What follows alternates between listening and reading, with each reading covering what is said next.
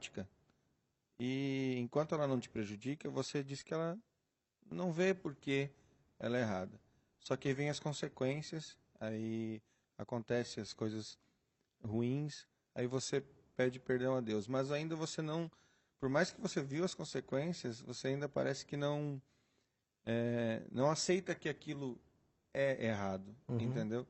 Eu queria que o senhor falasse sobre essa diferenciação entre o arrependimento, que agora vendo aqui, a gente começa a pensar nas coisas que a gente tem que acertar na nossa vida, e às vezes a gente sofre consequências, mas depois que são amenizadas as consequências, a gente volta para o mesmo ato. E a diferença entre arrependimento e remorso? Eu acho que a diferença básica é que no remorso, a pessoa tem medo apenas das consequências que o erro pode trazer. No arrependimento, não é só medo das consequências, é tristeza pelo ato e consciência de que o ato está errado. Então, é necessariamente, dos pré-requisitos que você falou para o perdão não o remorso, e sim o arrependimento. O arrependimento. Veja, uma pessoa que sabe que vai fazer alguma coisa e não vai ter nenhuma consequência, e ele faz e continua fazendo, ele não está arrependido. Se ele faz e depois descobrem, e aí há consequências, ele fica triste por causa da consequência. Ele não estava arrependido. Isso é o remorso. Então, o remorso é o medo das consequências. O arrependimento é muito mais que isso. É a tristeza em si pelo ato praticado, por se saber que ele está errado. Rildo? Professor, como ficaria a condição de um advogado, né, que todo acusado tem direito à defesa no nosso país, onde ele defende um sujeito que tem habitualidade no crime, crimes graves? Como ficaria a situação deste advogado perante a lei que está cumprindo, a nossa lei, a lei dos homens, e a nossa lei maior, a Bíblia? Como ficaria a situação do perdão dele, ele sabendo que este sujeito que ele está defendendo é habitual no crime? A sua pergunta não é fácil, né? Porque ela envolve uma questão ética muito grande. Mas eu vejo do seguinte prisma. Eu acho que o advogado, ele deve fazer a defesa com base em tudo naquilo que a lei já criou. Porque a lei cria mecanismos de defesa para quem comete o pecado. Comete o erro, né? Comete o crime. Não existem esses mecanismos de defesa, né? A pessoa é criminosa, mas tem direito a isso, direito àquilo. Então, o advogado trabalha dentro dessa margem que a própria lei já instituiu. Acho que esse é o trabalho do advogado. Agora, eu acho que o advogado, se é uma pessoa espiritual, ele pode fazer um trabalho além da advocacia. É um trabalho com o próprio cliente, né? Para que ele não se torne reincidente. É um trabalho de conscientização, de mostrar o que é certo e o que é errado, de tentar ensinar outros valores. Então, ele pode fazer um trabalho também com o seu cliente. Então, eu vejo por esse prisma. Ele teria duas esferas de ação. Mas, dentro da advocacia, ficar restrito àquilo que as leis, que não foi ele quem criou, que o sistema já criou, para proteger o seu cliente. Isso ele não está fazendo nada de errado. Qual é a segunda condição? 1 João 9 nós já lemos. Se confessarmos os nossos pecados. Então, aqui é uma partícula condicional. Eu sei que eu errei, mas se eu nunca confessar isso para Deus, eu não vou ser perdoado. Então é uma ação. Eu vou diante de Deus. Só Ele pode perdoar pecados. Então eu vou diante de Deus e peço perdão pelo pecado que eu cometi. Aqui, amigo da Novo Tempo, você que está conectado no Bíblia Fácil, há uma lição preciosa para mim e para você. Se eu cometi um pecado, eu tenho que ir a Deus confessar o meu pecado. Mas eu enfatizo, é a Deus e ninguém mais.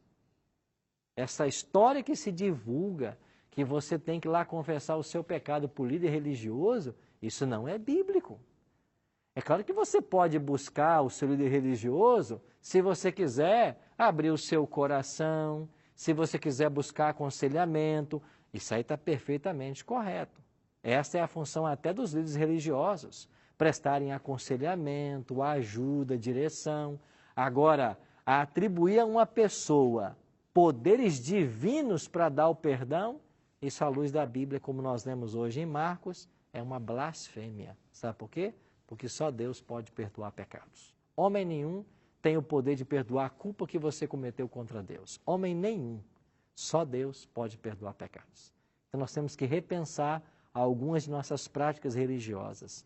E como eu já disse aqui em outra semana, muito do cristianismo brasileiro, ele é baseado na tradição. Ele é extra-bíblico. Nós temos que voltar a um cristianismo bíblico e praticar aquilo que esse livro ensina e não que alguém acha ou que a tradição ensina, mesmo que essa tradição tenha séculos e até milênios. Pouco importa. Ela tem que ser bíblica. Se não é bíblica, não tem valor. E aí, numa terceira condição, apresentada por Jesus na oração modelo, perdoa-nos as nossas dívidas, assim como nós temos perdoado os nossos devedores. Agora, se você não perdoa o seu próximo, como que você espera que Deus perdoe você? Com isso, a gente conclui o seguinte: quanto mais nós somos perdoados por Deus, mais dispostos nós estamos a oferecer perdão. E não se engane, quando você encontrar na sua caminhada por aí uma pessoa que não gosta de perdoar, é porque essa pessoa mesmo não experimentou de Deus ainda o poder do perdão. E quando a gente experimenta de Deus isso, quando você vê que você é falho, mas Deus é um Pai de amor que perdoa, te ajuda, te abençoa, você passa a olhar para o semelhante com olhos diferentes e passa a minimizar as coisas que as pessoas falam ou fazem contra você. Você conhece um tipo de gente que é assim? Se ouviu um izinho a respeito dela, já quer anunciar para Deus e o mundo que alguma coisa está fora dos trilhos, que algo aconteceu e tem que ser resolvido. Quer chamar o exército brasileiro para resolver a questão. A gente tem que minimizar quando alguém fala contra a gente, age contra a gente. A gente tem que entender que as pessoas são falhas, são pecadoras como nós. E se nós buscarmos essa convivência, nós teremos uma vida muito mais saudável, certo?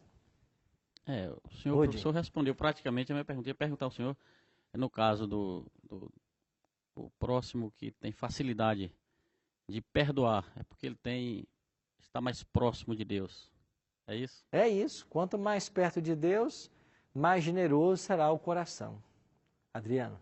Pastor, não sei se foge um pouquinho do contexto, mas para o senhor me iluminar um pouquinho nessa minha dúvida. A Virgem Maria, ela recebe orações, adorações e por aí vai. Não só ela, como outros santos. Como fica a situação deles perante a Deus? Deles quem? Dos santos da Virgem Isso. Maria? Eles não podem receber nela porque eles estão mortos, né?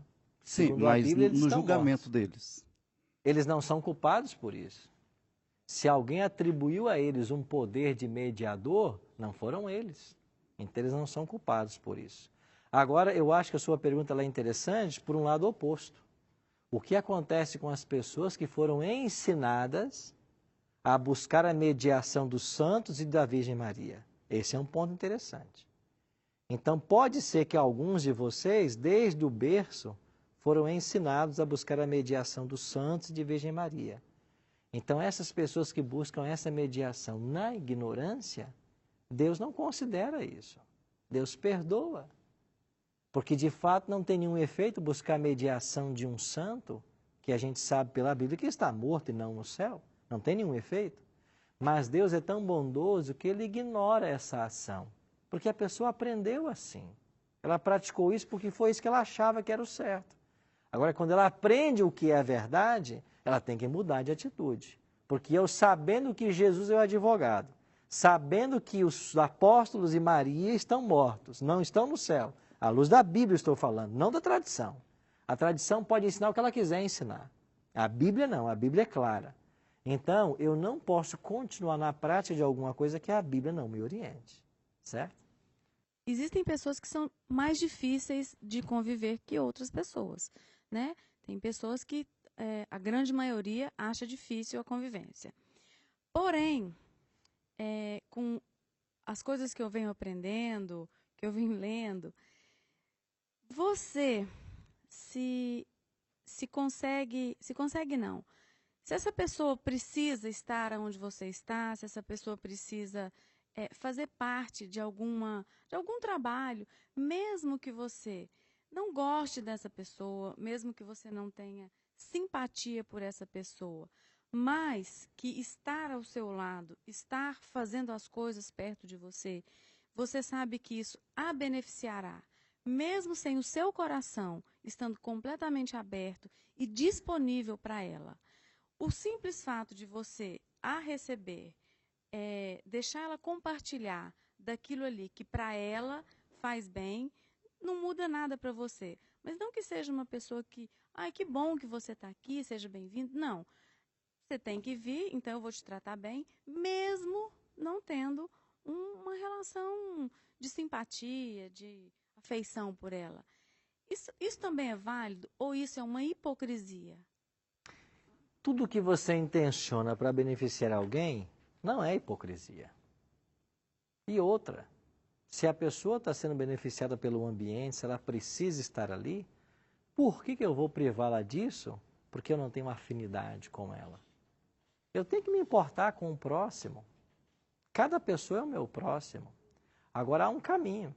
Eu posso começar a orar para que Deus coloque no meu coração o prazer de estar com essa pessoa. Porque Deus pode mudar esse sentimento. Deus muda os sentimentos no nosso coração. E Ele pode passar a dar prazer por estar com alguém que antes eu não tinha e era obrigado a conviver. Ele pode mudar isso na gente. Mesmo essa pessoa sendo intolerante, não aos meus olhos, né? Porque talvez para mim não cheira nem fede, né? Eu não te amo, mas não te odeio. Isso não faz diferença para mim. Mesmo essa pessoa sendo intolerante, essa pessoa sendo uma pessoa pesada, aquela nuvenzinha preta, mesmo sendo assim, Muitas vezes a gente encontra na nossa caminhada pessoas por aí assim. A pergunta que eu sempre me faço é: quantos já tiveram uma paciência de sentar com pessoas assim e buscar conhecer sua real história? Quantas pessoas se mostraram verdadeiramente amigas delas? Principalmente nós como pastores. Sabia que isso acontece? É muito fácil para quem é pastor, quando não se dá bem com uma pessoa ou outra, e ela está num problema, disciplina ela. Faz o que o manual da igreja orienta a fazer. Isso é fácil. Difícil é você ir lá, sentar com ela, conviver com ela, tentar entender o mundo dela, para poder ajudá-la. Eu acho que não tem pessoas difíceis, tem pessoas machucadas. E a gente tem que buscar na nossa caminhada, tentar entender cada pessoa. E quando você entra um pouquinho no mundo delas, você percebe que por que esse tipo de comportamento? E você pode ajudar. A pessoa pode ser transformada. mas a minha oração é para que eu a tolere ou para que ela seja uma pessoa... Eu acho que é as duas. Nas duas direções. Pastor, tem um versículo na Bíblia que diz, não me lembro ele todo agora, mas que existem pessoas que são impossíveis de renová-las para o arrependimento. E que a Bíblia fala também que o pecado contra o Espírito Santo não tem arrependimento. Não tem perdão. Essas pessoas que são impossíveis, segundo a Bíblia, para renová-los para o arrependimento, são essas pessoas que conseguiram pecar contra o Espírito Santo? O apóstolo Paulo, quando ele escreve as suas cartas, ele que dá uma orientação assim. Ele fala de alguém que vivia em pecado, todas as tentativas foram feitas para ajudar a pessoa não quis ser ajudada, e Paulo usa a seguinte expressão, que ela seja entregue a Satanás. O sentido é o seguinte, a gente fez o que podia por ela, ela não quer mudar, então que ela colha as consequências do seu ato. É isso que ele quer dizer. Tem pessoas que estão num limite bem assim. Temos que deixar que Deus lide com essas situações então. Ok?